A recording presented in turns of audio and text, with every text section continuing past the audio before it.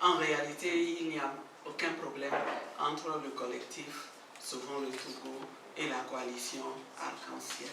Nous travaillerons ensemble et nous avons compris que c'est ensemble que nous allons venir à bout de l'adversaire commun et c'est un engagement solennel que nous, femmes de ces deux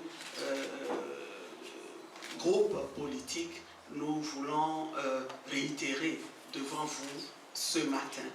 Et j'aimerais répondre à la dernière question qui était de savoir est-ce que malgré ce qui s'est passé hier, nous avons le courage encore de marcher. Et je voudrais dire que c'est justement parce que ça s'est passé hier que nous devons marcher. Ce qui s'est passé hier n'est pas admissible. En tant que femmes, nous ne pouvons pas accepter. Nous ne pouvons pas accepter qu'on mette en danger, en péril grave notre pays. Nous devons dénoncer à travers notre marche la dérive ethnique qui prend de l'ampleur dans ce pays. Et nous devons dénoncer le risque génocidaire. Le Togo ne sera pas un nouveau Rwanda. Il faut qu'on le dise bien à ceux qui ont l'intention de pratiquer la politique de la terre brûlée avant de partir. Parce que, mes sœurs, il faut qu'on se le dise, nous avons aligné toute une litanie d'anomalies. Si nous pouvions, nous aurions écrit tout un livre. Mais nous devons nous rendre compte que, justement, c'est à cause de tout ça là que désormais notre leitmotiv doit être l'alternance. Ford doit partir. Il faut qu'il parte. Il a compris ce que le peuple togolais veut. Il faut qu'il nous parle et qu'il nous dise « Je vous ai compris ».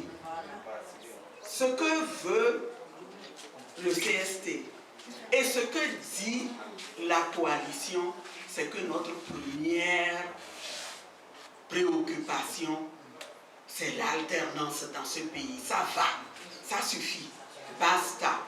Et je voulais dire à mes sœurs qui n'en seraient pas encore convaincues, moi je ne suis même pas sûre qu'il y ait une femme dans ce pays-là qui ne soit pas encore convaincue que le moment est venu pour que nous aussi nous sortions. Je voudrais dire à celles-là éventuellement qu'il est temps qu'elles s'indignent, elles aussi. Indignez-vous, femmes togolaises, devant ce qui se passe et levons-nous, comme Isabelle l'a dit tout à l'heure, levons-nous, constituons une seule force pour démontrer que nous ne voulons plus que ça continue. De grâce, notre pays nous est très cher. Il nous est cher, ce pays en danger.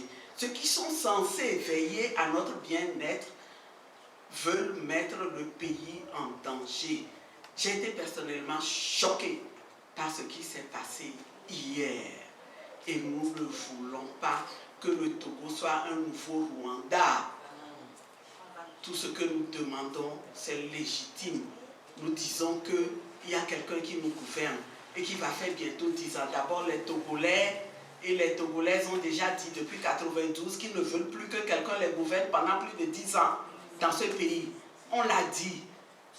Donc, nous lui disons, il est temps de penser à partir. Nous ne pouvons pas accepter d'ajouter les 10 ans là à la quarantaine que le père a déjà fait et qu'il soit dit que dans ce pays, pendant 50 ans, on aura été gouverné par le même système. Mais les effets désastreux sont là, vous voyez, on va vers un suicide collectif. Donc, il vaut mieux que nous nous levions tout ensemble pour nous joindre aux efforts des partis politiques, aux efforts des organisations de la société civile pour dire ça suffit. Ça suffit. Écoutez, si on voulait avoir la garantie avant de commencer à agir, on n'agirait pas. Mais justement, nous voulons agir pour obtenir ce résultat-là. Et comptez sur nous. Je voudrais répondre à l'autre question aussi. Nous allons faire une marche bientôt, mais ne pensez pas que ce sera la seule action. Nous apprécions à cet effet la suggestion qui a été faite de rendre visite à la mère du chef de l'État. Pourquoi pas? C'est une suggestion que nous pourrons considérer parce que, avant tout, si nous nous sommes permis de lui faire appel, c'est parce que nous considérons qu'elle est une mère. Et nous sommes persuadés qu'elle sait, elle est en mesure de comprendre l'importance de préserver la vie humaine, l'importance d'œuvrer à ennoblir l'être humain dans son intégralité quand on est justement en position de pouvoir veiller sur les intérêts et veiller au bien-être des hommes et des femmes dont on a la destinée. Et donc, c'est quelque chose que nous pourrons considérer. Vous savez, ce n'est pas une déclaration de guerre. Nous l'avons dit, nous ne voulons pas que notre pays soit à feu et à sang. Ce serait normal, nous étudierons la chose, qu'entre femmes, nous puissions examiner cette question-là et voir les actions que nous pourrons mener en direction de celles qui sont en mesure d'influencer la décision du président de la République. Car il faut vous le dire, ce qui se passe au Togo là, ce qui se passe au Togo en ce moment est tellement grave. Et la seule personne en mesure de sauver ce pays, de sortir ce pays de l'impasse, c'est le président de la République. C'est un appel que nous lançons. C'est une décision personnelle qui lui revient. S'il veut que ce pays s'apaise, s'il veut que revienne au Togo la sérénité que nous recherchons en vain pour développer vraiment ce pays, il est en mesure, lui seul peut le faire.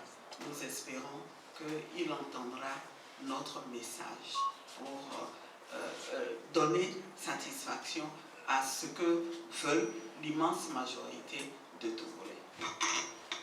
La question